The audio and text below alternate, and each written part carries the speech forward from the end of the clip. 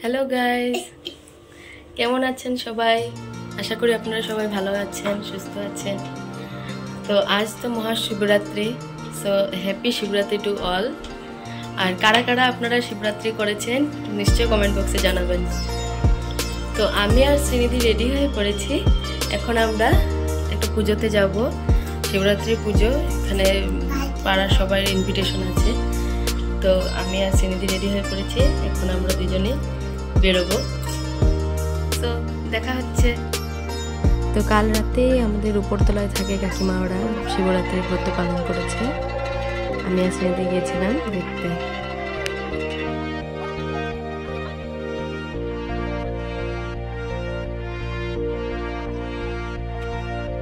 ওনারা একে একে শিব বাবার মাথায় জল দিল। আর আমাদের স্মিত বাবুর মা শিখিয়ে দিচ্ছে কিভাবে জল ঢালতে হয় শিব বাবার মাথায়।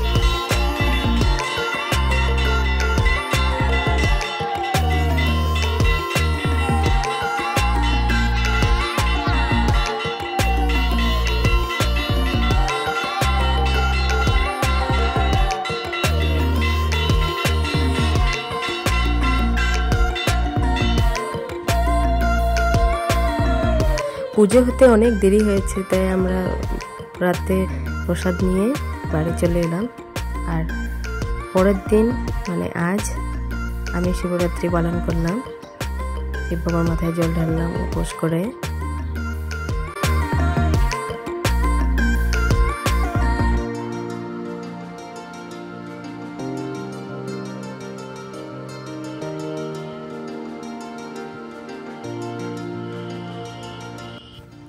তারপর আমি শিব বাবার ব্রতকথা পাঠ করলাম, অষ্টোত্তর শতনাম পাঠ করলাম।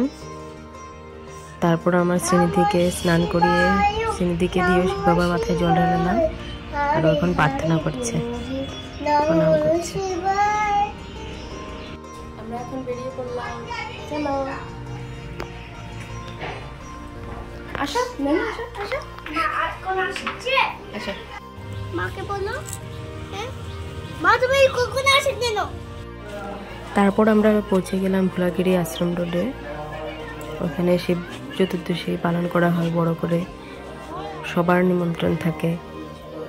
আমরাও গেলাম প্রসাদ নিতে। আমরা তারপর অনেকক্ষণ দাঁড়িয়েছিলাম লাইন ধরে প্রসাদ নেওয়ার জন্য। প্রচুর ভিড় ছিল, অনেক লোক এসছে প্রসাদ নিতে, দারুণ লাগছিল।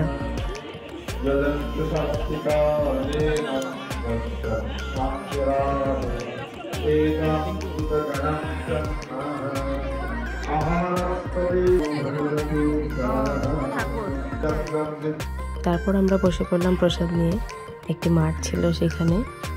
তারপর আমরা বাচ্চা কাচ্চাকে খাওয়া দাওয়া করিয়ে বাড়ি চলে এলাম।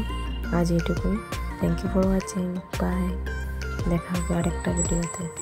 আপনাদের আমার ভিডিওগুলো কেমন লাগছে নিশ্চয়ই কমেন্ট বক্সে জানাবেন, পাশে থাকবেন। Thank you.